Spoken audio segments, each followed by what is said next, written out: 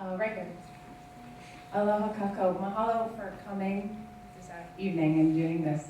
I have a question. It seems that the 1993 apology resolution has a pretty central position in a lot of different sovereignty sort of arguments.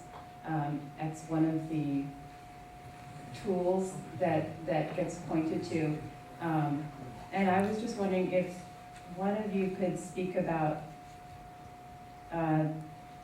the Supreme Court's recent decision on ceded lands in April, and the way that the Supreme Court positioned the 1993 apology resolution in that decision, which I believe, if I'm understanding correctly, sent the ceded land issues back to Hawaii, and they refused in a way to actually make a decision on that.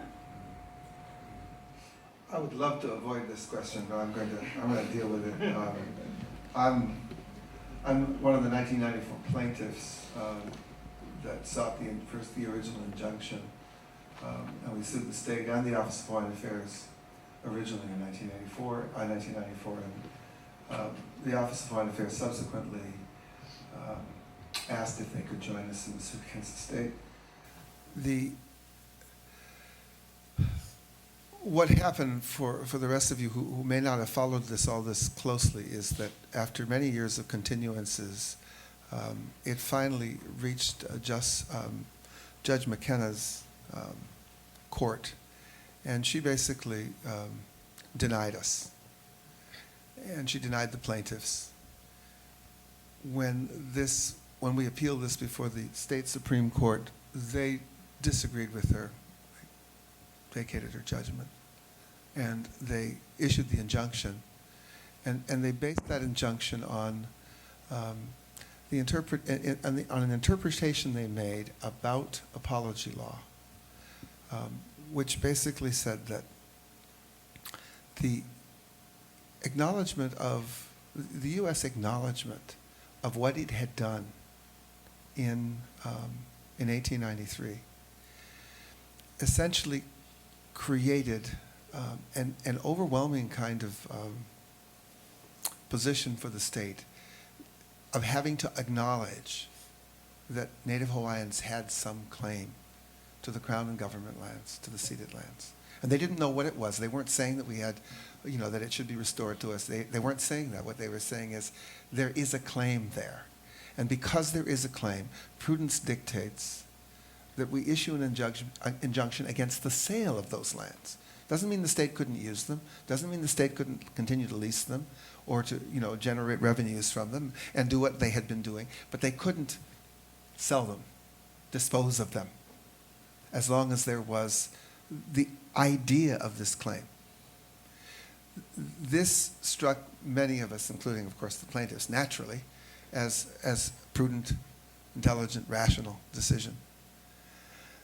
The Attorney General for the state appealed this to the Supreme Court of the United States, and it made a lot of people fearful. What if the United States decides to go further? What if the United States says that the state has complete title, natives have no claims, and basically tells us that the apology law isn't worth the paper it's written on?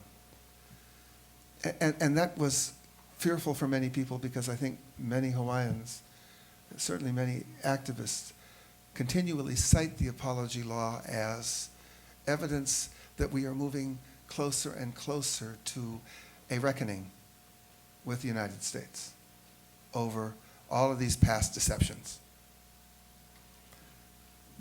The U.S. Supreme Court did not say, really, that the state of Hawaii has complete and full title, but it flirted with it. And it did say that the Supreme Court of the state could not base any of its actions on the apology law, because the apology law really didn't have the kind of power to stop the state from selling ceded lands, or force the state to sell ceded lands, for that matter. And so it's come back down to I guess it's been being remanded on next week or this week, or maybe it's already remanded, I don't know.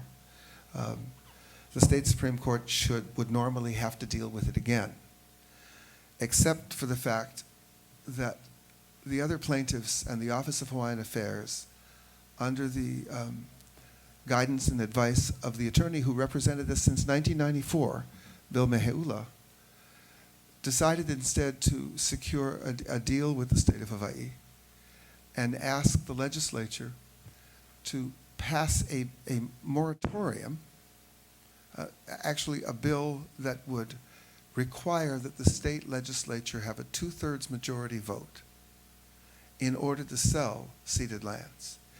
They got the assurances of the Attorney General and the Governor that she would not veto the bill, that she would sign it into law if all of the plaintiffs dismissed the suit so that it would not be heard again by the state Supreme Court, dismissed it without prejudice, which means that we could always sue again.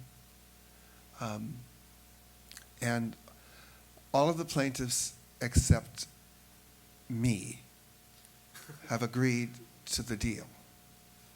And I don't know whether I will be allowed to pursue this in the state Supreme Court. What's going to happen is that the Attorney General of the state is going to appeal to the state Supreme Court as soon as the legislation is signed. He will appeal to the state Supreme Court that everything is settled now, there is no need to continue, and that I should be dismissed without prejudice. The Office of Hawaiian Affairs has promised to send in an amicus brief supporting that position, even though we were former plaintiffs together. I don't really hold any hard feelings. I'm making a political point. But if we are allowed to proceed, and this goes along with the we might lose, we intend to raise the issue of Newland's resolution. If the apology resolution is not real law, how is the Newland's resolution real law? And how did the United States come to have title over Hawaiian Kingdom lands? We would like to raise that question before the state Supreme Court, even though we understand its danger.